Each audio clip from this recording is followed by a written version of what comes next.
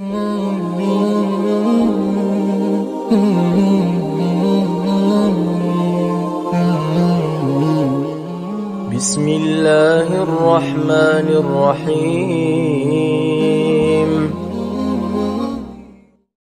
Tanah hitam, busuk, bau, kotor, rendah, diinjak, hina. Itulah sifat kita. Pas macam warna tanah. Warnanya tanah. Kalau ditengok-tengok dekat, bentuknya pun macam tanah. Dicium pun bau tanah. Kalau tak dikasihlah parfum, sampo, sabun, memang bau tanah. Cobalah mandi agak dulu, tak mandi 2-3 hari, macam tanah.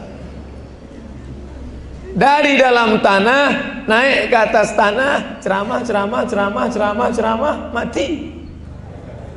Dari dalam tanah naik ke atas tanah, razia, mati. Inilah manusia ini. Apa yang disombongkan, apa yang diangkuhkan. Lalu hidup ini apa? Tarik sekali, hembuskan sekali. Mana yang ditarik? Mana yang dihembuskan?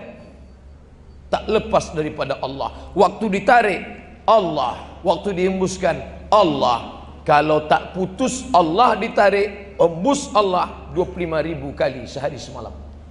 Yang berzikir pakai tasbih bagus, 100, 200, 300. Yang tak mau berzikir pakai tasbih, tarik sekali, hembuskan sekali, tak putus daripada lafaz Allah 25.000. Kalau tak percaya, hitung sendiri. Itulah hidup itu. Sampai pada akhirnya saat hembusan terakhir, tarik sekali, hembus sekali dalam lafaz la ilaha illallah, mati dalam keadaan husnul khatimah. Makanya zikir tak boleh putus. Bangga kita dengan Pak Polisi, tetap berada mengawal lalu lintas, menangkap pengedar narkoba, tapi hembusan napasnya tak pernah putus daripada zikir. Allah, Allah, Allah, Allah, Allah, Allah. Mati dia dalam tugasnya itu. Mati jihad fisabilillah. Man kharaja fi talabil ilmi, siapa yang keluar rumah dengan niat menuntut ilmu, fahuwa fisabilillah, dia mati jihad fisabilillah hatta yarji'a, sampai dia pulang ke rumah. Menuntut ilmu pagi Kamis. Kami tak nuntut ilmu tiap hari Pak Ustaz. Kami bukan mahasiswa. Kok bisa kami dapat jihad? Mencari rezeki yang halal untuk anak istri. Langkahkan kaki kanan, bismillahi tawakkaltu 'alallah, la haula wala quwata illa billah. Berapa polisi yang tertembak karena mengawal uang negara, berapa yang terbunuh karena menangkap pengedar narkoba, meninggal dia, meleleh air mata istrinya melepas jenazah, tapi ruhnya senyum. Kenapa wajahnya tersenyum? Karena sebelum meninggal malaikat sudah mengepakkan sayapnya, menunjukkan tempatnya di surga. Maka dia disebut sebagai syahid. Syahid artinya orang yang sudah melihat tempatnya sebelum masuk ke dalam kubur. Sebelum dia mati sudah nampaknya tempatnya di surga. Kau Fulan bin Fulan, anggota Polresta, tempatmu di blok C nomor 5.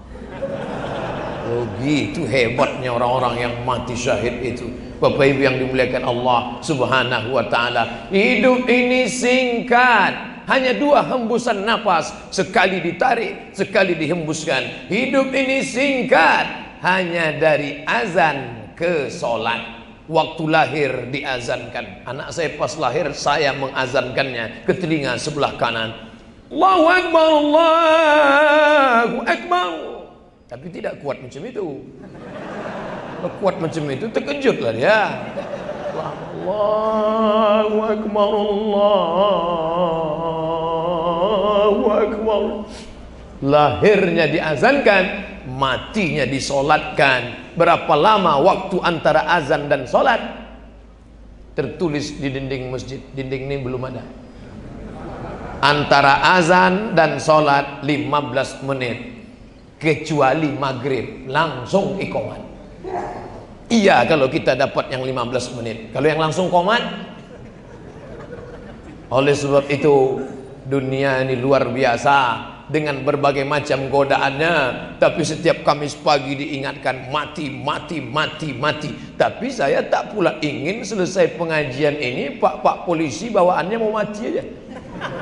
Gimana Pak? Kita tangkap gembong preman ini. Biarkan aja lah, kita pun mau mati juga. Oh jangan, tetap semangat luar biasa. Amar ma'ruf nahi mungkar. Ustadz Somad amar ma'ruf nahi mungkarnya dengan apa? Dengan lidah, dengan suara. Makanya jamaah nanya ke saya, Ustadz ceramah kenapa suaranya kuat-kuat? Kalau saya ini pakai suara, kalau pakai suara pun tak boleh, pakai apa lagi? Mereka ada pistolnya, pistol api, pistol besi, saya pistol airnya ada. Ya bisa. Oleh sebab itu, man ra'a minkum mungkaran, siapa di antara kalian melihat kemungkaran, falyughayyirhu biyadihi, nampak kau kemungkaran, robah dengan tangan. Dengan tangan, dengan kekuasaan. Pernah dipinjamkan Allah kekuasaan di tanganmu, pakai menolong agama Allah subhanahu wa ta'ala. Jangan sampai ketika kekuasaan sudah tak ada, barulah berapi-api. Kita akan bangkitkan semangat Pak Ustadz. Apa yang mau dibangkitkan? Tangan pun menggeletar udah. Bapak Ibu yang dimuliakan Allah subhanahu wa ta'ala, maka selama dititipkan Allah ruh di dalam jasad ini, disitulah kesempatan kita beramal. Mana ruh itu Pak Ustadz? Tunjukkan saya mana ruh di dalam badan. Dia tak nampak. Kalau ada orang minta tunjukkan mana ruh, coba kau masuk ke dalam airport, bawa tas. Boleh masuk ke dalam, tak boleh, mesti lewat satu kotak dulu, cahaya X-ray namanya. Begitu masuk, tak boleh lewat. Ustadz Somad ya? Iya. Koper Ustadz tak boleh lewat. Begitu dibuka koper saya, ada pisau 2 biji di dalam. Dari mana Bapak bisa tahu? Karena ada cahaya X-ray. Begitu kita buka tirai, tak ada cahaya. Mana cahaya X-ray itu? Kalau cahaya X-ray saja tak bisa kau tengok, apalagi ruh. Bule-bule berjemur di pantai. Yang perempuan bule, yang laki-laki pakle, berjemur dia di pantai. Apa yang membuat mereka berjemur? Kulit mereka tak berwarna sama sekali. Mereka ingin mewarnai kulitnya dengan cahaya ultraviolet. Apakah nampak engkau ultraviolet itu datang dari matahari masuk ke kulit? Tak nampak. Kalau cahaya ultraviolet pun tak nampak, apalagi ruhmu.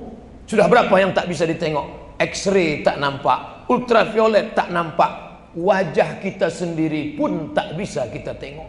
Saya bisa nengok wajah saya Pak Ustaz. Dari mana? HP Samsung. Pertama orang melihat wajahnya ketika dia berhenti di bawah pohon yang rindang. Di bawah pohon itu ada kolam yang besar, sebelum cermin ada. Pas dia berhenti, pokok rindang, ada kolam, ditengoknya ada wajahnya. Begitu rupaku rupanya. Itulah cikal bakal cermin. Akhirnya dengan bantuan cermin barulah kita bisa melihat wajah kita. Betapa manusia ini lemah. Jangankan mau menengok ruh, menengok wajahnya pun tak bisa. Sampai akhirnya cermin ada, tapi cermin tak jujur. Telinga kanan nampak sebelah kiri. Bapak Ibu yang dimuliakan Allah subhanahu wa ta'ala. Jadi kalau ada orang mengatakan, mana ruh saya? Mana ruh saya? Terlalu tinggi ilmu untuk melihat ruh. Kau cukup percaya saja. Allah tak nampak, malaikat kiraman katibin tak nampak, alam barzah tak nampak, titian siratal mustaqim tak nampak, surga tak nampak, neraka tak nampak. Satu-satunya ditangkap oleh iman. Antuk minabillah wa malaikatihi wa kutubihi wa rusulihi wal yaumil akhir wa biqadri khairihi wa syarrihi. Keenam-enam ini tak nampak. Itu hanya iman kepada Allah subhanahu wa ta'ala. Gara-gara iman itulah pedagang-pedagang yang ada di pasar tidak menipu timbangan. Yang 1 kilo tetap dia katakan 1 kilo. Tajam mata ibu-ibu menengok timbangan. Nengok Quran tak nampak, nengok timbangan nampak. Kurang 1 mata tuh, kurang. Ibu-ibu yang matanya sudah tajam menengok timbangan beras, timbangan cabai, timbangan ikan, terus ibu pantau. Kenapa? Ibu yang matanya tajam, ibu sudah menyelamatkan pedagang dari makan haram. Di pasar 1 kilo, pulang ke rumah begitu ditimbang 9,5 ons. Lapor ke bapak, biar bapak bawa pistol. Kau betul kan timbangan? Bukan mau nakut-nakuti dia, bukan mau menteror dia. Satu hari belanja orang di sana 10 orang, setengah on, setengah on, setengah on, setengah on. Berarti dia sudah makan haram berapa? 5 kilo dia makan haram sehari, masuk ke dalam badannya, ditumpuknya. Oleh sebab itu timbangan ini penting. Ustaz kok cerita timbangan? Yang ngatur timbangan itu cerita ke saya, Ustaz timbangan ini tak ada yang betul sekarang. Masa tak ada? Satu pun tak ada. Ada satu yang betul Pak Ustaz. Apa tuh? Timbangan posyandu. Lain daripada itu tak ada. Dikumpullah hasil timbangan tadi, duit tadi sudah banyak, distorkan berangkat ONH, lalu pergi ke Makkah berangkat haji, bawa tisu, masukkan ke kantong. Untuk apa? Mau nangis di depan pintu Ka'bah. Labbaik Allahumma labbaik, labbaik Allahumma labbaik. Kenapa kau menangis? Kakiku dipijak Afrika. Menangis di depan pintu Ka'bah. Apa kata malaikat? La labbaik wala sa'daik. Kau tidak dapat haji mabrur. Kenapa? Zaduka haram, karena kau berangkat dengan uang haram. Disuapkan santunan anak yatim. Dulu santunan anak yatim 2, salaman sapu kepala, salaman usap kepala, salaman. Sekarang bertambah 3, salaman sapu kepala, cheese.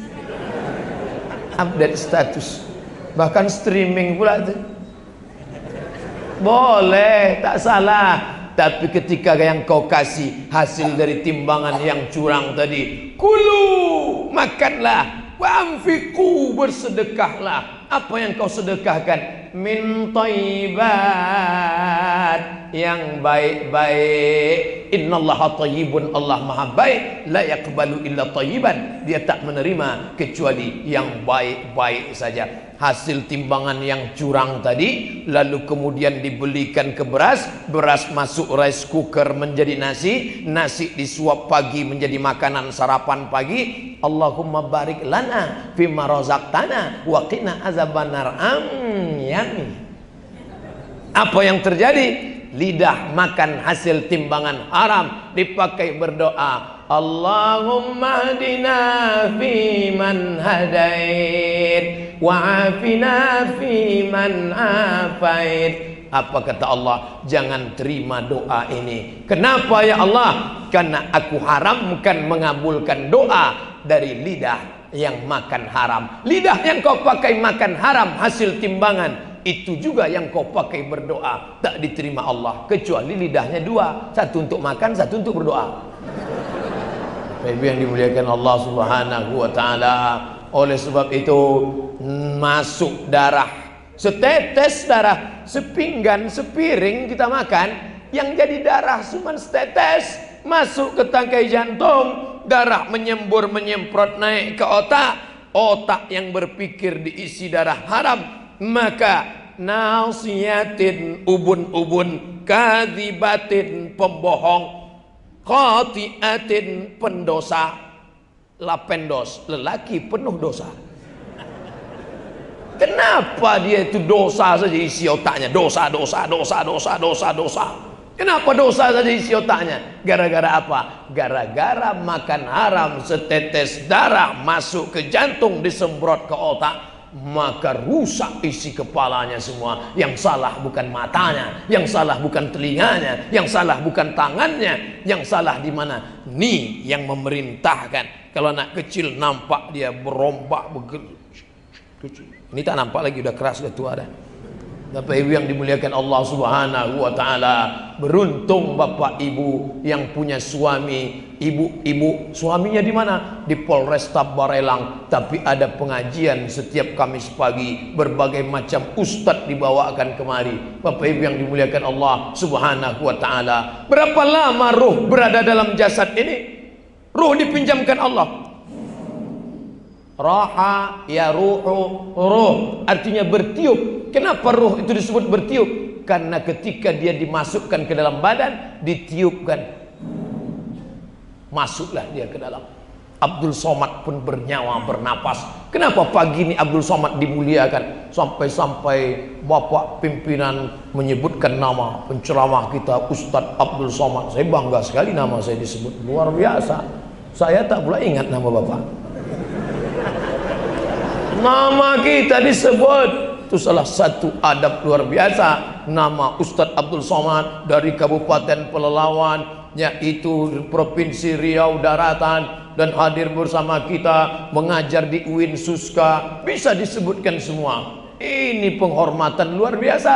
Abdul Somad dimuliakan, Al-Mukarram. Kenapa dimuliakan? Karena ada ruh di dalam. Begitu ruh keluar, berubah dari Al-Mukarram menjadi Al-Marhum. Sekarang bukan main. Tengok KTP Ustadz. Begitu sudah meninggal KTP tak laku. Surat tanah, surat itu, surat ini. Begitu meninggal dunia, langsung anak menantu buah hati belayan jiwa ke kantor Samsat, mau balik nama STNK BPKB. Loh, ini untuk apa? Mau balik nama. Kenapa nama diganti? Ustadz Somad punya ini kan? Iya. Mana Ustadz itu sekarang? Sudah mati dimakan cacing tanah.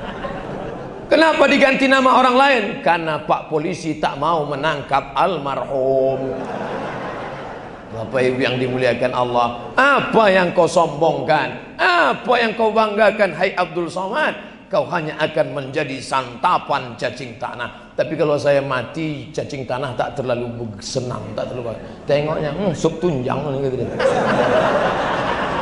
Yang dimuliakan Allah Subhanahu wa taala, maka ketika masih berhembus napas, tarik sekali, hembus sekali, masih bisa berjalan di atas muka bumi Allah, yang kau pakai bernapas pinjaman Allah paru-paru, yang kau pakai berjalan pinjaman Allah detak jantung. Sebelah kiri 2 jari di bawah masih berdegup, masih berdegup. Coba pegang, kalau tak berdegup cepat-cepat bilang, biar kami selenggarakan penyelenggaraan jenazah. Habis. Itu rumah siapa? Rumah Ustadz Somad. Begitu masuk ke dalam, itu kamar siapa? Kamar Ustadz Somad. Begitu Abdul Somad mati, rumah itu dia yang buat, tukangnya dia yang cari, tanahnya dia yang beli. Tapi begitu Abdul Somad mati, tidak ada sejengkal pun di rumah itu yang mau menerima dia. Langsung dipanggil imam masjid, Serikat Kemalangan, tolong mandikan, kuburkan cepat-cepat. Karena kalau sudah sehari malam, sehari semalam, maka keluarlah cairan dari dalam badan, membusuk. Kenapa dia seminggu tak busuk? Disuntik formalin. Lotot biji mata, suntik formalin. Kalau tak disuntik, wow, busuk minta ampun. Dulu sebelum ada formalin, kenapa jenazah bisa lama? Disiram pakai teh. Teh sama kopi banyak-banyak, tak pakai gula. Letakkan jenazah di atas, 2-3 hari keluar cairan, cairannya itu turun ke bawah, hilang baunya. Karena kopi ini bisa menghilangkan bau. Maka mobil bapak ibu yang bau, siram-siramkan kopi di situ. Nih, begitulah manusia ini. Selesai itu digulung. Kalau kawan kita masih hebat, matinya pakai jas, pakai dasi. Tapi kita, gimana Pak? Sebentar saya periksa, kata dokter. Tak ada lagi. Dah, gimana? Bungkus. Bungkus kata dia. Habis diantar. Oh, nangislah istri meraup. Ya Allah Pak, begitu cepat kau meninggalkan kami. Datang pula anak. Ayah. Begitu ditimbun, selesai doa Allah. Habis itu pulang ke rumah, mereka pun ngambil remote, dihidupkannya TV.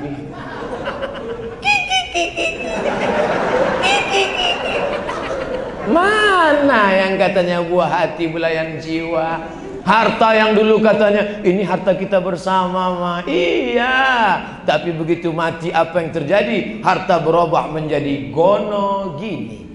Apa artinya? Kau begono, aku begini. Ada duit beli cincin, ada duit beli cincin, ada duit beli cincin. 3 di kiri, 3 di kanan. Asal pergi undangan. Oh, pakai anting sebelah, gelang besar dipakai. Ustadz nyindir ya? Tidak. Saya dari tadi tak ada mandang ke sana ke sini terus. Mana ada saya nyindir? Pakailah itu semua. Lalu kemudian apa yang terjadi? Begitu roh dicabut dalam satu hembusan nafas, tarik sekali, hembus sekali, habis, ditarik, disentapkan oleh malaikat maut. Tinggallah emas-emas ini semua. Siapa yang mewarisi? Tak jauh dari kita. Dijuallah emas yang banyak tadi. Berapa pendapatan bapak menurut Gono gini? Setelah dihitung berapa lakunya? 1 M, 1 miliar. Berapa jatah si bapak? Setengah Gono gini, 500 juta. Kalau sudah 500 juta di tangan, itu sebelah kanan aja yang menangis, yang sebelah kiri. Tapi jangan gara-gara ini bapak ibu rusak kemesraannya. Saya tak ingin setelah pulang pengajian ini ibu menjadi marah. Bu, mana teh manis kita? Buat aja sendiri. Patutlah kau hintai-hintai cincinku selama ini ya. Sudah dibukakan Ustadz Somad rahasianya rupanya. Bapak ibu yang dimuliakan Allah, mana yang akan menolong kita di hadapan Allah? Kalau pernah kau tolong agama Allah ini, kalau pernah kau selamatkan anak-anak muda dari narkoba, kalau pernah kau tangkap pencuri, perampok, maling, itulah yang menolong di hadapan Allah. Di Pekanbaru, Jalan Sudirman, ada rumah makan Koki Sunda. Di belakang Koki Sunda ada panti asuhan. Nama pimpinannya Pak Yazid. 200 anak-anak di sana. Pernah kami penggalangan dana, anak ini bawa senter, disenternya matanya. Kenapa disenternya matanya Pak? Dia buta Pak Ustadz. Dulu dititipkan oleh neneknya karena malu punya cucu buta. Dititipkan kami jaga. Ada mahasiswi hamil malu pulang kampung punya anak. Pak, saya titip ya. Ya, nanti saya jemput ya. Udah berapa lama dititipnya? Udah 6 tahun tak datang-datang Pak Ustadz. Kami jaga anak-anak ini Pak Ustadz. Pak Yazid, ya, saya mau nanya nih, ya. Yang paling banyak nyumbang ke panti asuhan Pak Yazid ini siapa? Terkejut saya. Kata Pak Yazid, Ustadz Somad, yang membangun gedung itu, yang paling banyak nyumbang duit kemari, polisi. Polisi Pak Yazid, iya. Namanya tak boleh disebut, menjaga kode etik jurnalistik. Ternyata luar biasa Pak polisi ini kalau menyumbang. Itulah yang menolong di hadapan Allah Subhanahu wa ta'ala. Adapun duit yang lain-lain macam debu diembus angin, letakkan tepung ke tangan, hilang, tak berkesan. Macam asap ditiup angin, habis. Tapi yang pernah kau sedekahkan, pagi tadi saya makan nasi uduk, tadi malam mie Aceh, siang nintah apa tak tahu. Nanti makan. Satu hari berapa yang dimakan? 2,5 on. 2,5 on satu hari. Sebulan berapa? 7,5 kilo. Setahun berapa? 100 kilo. Saya yang kurus begini sudah membusukkan 4 ton beras. Dari mana Ustadz hitung? Umur saya 40. Lahir 77, sekarang 2017. Pas 40. Setahun 100 kilo. 4 tahun 4 ton. Itu yang kita hitung baru beras, cabai, bawang, tomat, belacan, itu kita hitung. Habis busuk. Maaf. Kalau kotoran kambing disiramkan ke cabai, cabai akan tumbuh mekar hijau merah. Tapi kalau yang 4 ton tadi disiramkan ke cabai, kuning layu mati kontan. Saking kan tak bermanfaatnya manusia ini. Maka ibu yang punya duit berkurban. Ibu sudah setor kurban Pak Ustadz, alhamdulillah. Bapak sudah, alhamdulillah. Balik dari sini, sekarang jangan, masih masuk kantor. Balik dari sini, singgah ke panti asuhan. Cari MDA, sekolah anak-anak baca Quran. Pak Kepala MDA, ya, berapa anak yatim yang sekolah sini? Ada kira-kira 200 orang yang sekolah di sini. Oh, banyak juga ya. Ya, saya mau bantu uang sekolah mereka. Tolong. Semuanya Pak? Enggak, 2 orang aja. 2 orang 1 bapak. Bapak 2 orang, bapak 2 orang, bapak terbantu semuanya. 1 batang sapu lidi, 1 batang lidi, apa yang bisa dibuat? Mau mencampakkan botol pun patah. Tapi kalau sudah sapu lidi diikat menjadi satu, sebuah korps keluarga besar, Polresta Barelang, sapu lidi yang besar, jangankan botol sampah, maling pun dipukul mati. Pukulkanlah maling sapu lidi yang besar, tak mati, paling tidak pingsan 2-3 hari.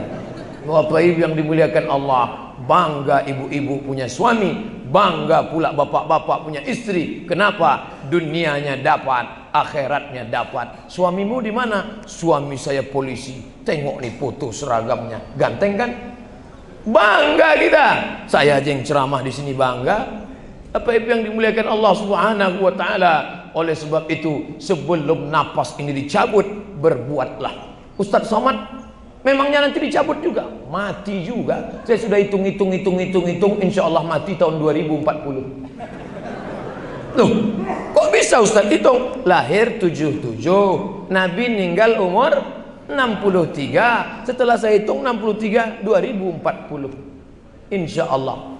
Kalau nggak sampai, alhamdulillah. Kalau sampai, alhamdulillah. Kalau berlebih, alhamdulillah. 3 kali alhamdulillah. Orang beriman begitu. Andai kau sampaikan umurku 63, alhamdulillah aku bisa beramal. Andai mati hari ini, alhamdulillah dosaku berkurang.